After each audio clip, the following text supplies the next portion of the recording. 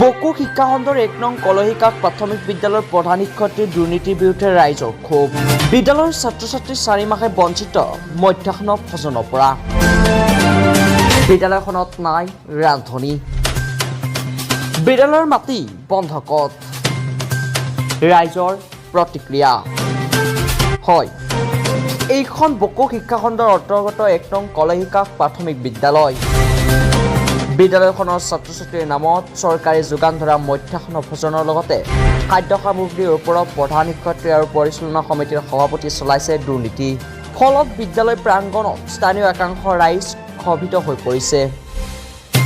বিগত ৪ মাহে মধ্যাহ্ন ভোজনৰ পৰা বঞ্চিত ছাত্ৰ-ছাত্ৰী। এই ক্ষেত্ৰত প্ৰধান শিক্ষয়িত্ৰীৰ লগতে পৰিচালনা সমিতিৰ সভাপতি নীৰৱ ভূমিকা গ্ৰহণ কৰাত ৰাইজে আজি সংবাদ মাধ্যমৰ আগত অভিযোগ তুলিলে।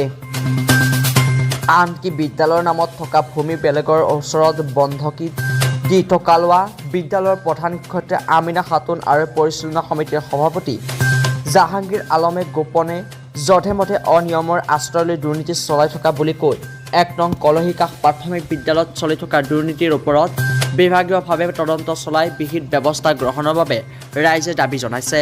খুৱাই না নাই স্কুলৰ মাষ্টৰনীয়ে খুৱাই না নাই নোখোৱাই কিমান বহুত দিন ধৰি খোৱা নাই মানে আজি 4 মাহ ধৰি ল'ৰা ছোৱালী খাব নেদে। মোৰ এটা ল'ৰা আছে, কিন্তু মানে ঘৰত যাই গ'লে স্কুলত একো খাব নেদে। তাৰপিছত স্কুলৰ এটা আছে কমিটিও আছে, কমিটিক আজি সোধাৰ পিছত সিহঁতে ক'লে ৰান্ধনীটো নাহে।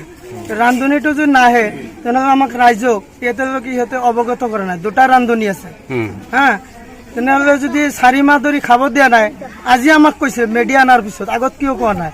আৰু বিদ্যালয়খনত আমাৰ বহুত অভিযোগ আছে, খালি এটা বুলি নহয়, বহুত অভিযোগ আছে। আমাৰ স্কুলৰ ল'ৰাবিলাকক ভালকৈ শিক্ষাদান দিয়া নহয়, 1 নম্বৰ অভিযোগ আমাৰ এইটো। 2 নম্বৰ, প্ৰায় 4 মাহ আমাৰ ৰমজান মাহৰ প্ৰায় বৰ্তমানলৈ হিচাপ কৰিলে তেখেতে 10 দিন বা 12 দিনমান তেখেতৰ খাদ্যখানা খুৱাইছে। তথাপিও খাদ্যখানা যিটো খুৱাই সেইটো উপযোগী খাদ্যখানা নহয়। ৭৫ লাখমান মাটি, আমাৰ স্কুলৰ মাটি বন্ধক থোৱা বুলি তেখেতে হাল মাৰি খাই থাকে। এইটো কিহৰ কাৰণে খায়? আমাৰ মাটিখিনি মোকলাই দিয়াৰ কাৰণে আপোনালোকৰ যোগেদি আমাৰ মুখ্যমন্ত্ৰী ডাঙৰীয়ালৈ আমাৰ অনুৰোধ থাকিল।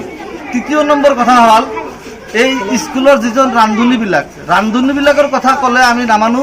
কিয় নামানো? ৰান্ধনীবিলাক মানে তেখেতক যদি আমাৰ হেডমাষ্টাৰৰ ভোজ কৰা আহিব, যদি 4 মাহে হ'ল বা 3 মাহে হ'ল হেডমাষ্টাৰজনে ৰান্ধনীৰ অভাৱত স্কুলৰ ল'ৰা ছোৱালীক খুৱাব পৰা নাই, তেতিয়াহ'লে আমাৰ কমিটিৰ মানুহৰ লগত আলোচনা কৰি বেলেগ মানুহ আমি মাহিলী হিচাপত ৰাখি দিব পাৰিলোহেঁতেন। আমাক কোনো ধৰণৰ এই বিষয়ে অৱগত কৰা নাই। এইবিলাক খাদ্য বাচ্চাবিলাকেতো খোৱাৰ কথা, এটা মানে 4 বস্তুৱে খাব নিবিচাৰে, এনেকুৱা খাদ্যখানা আমাৰ বাচ্চাবিলাকক বনাই দিয়ে।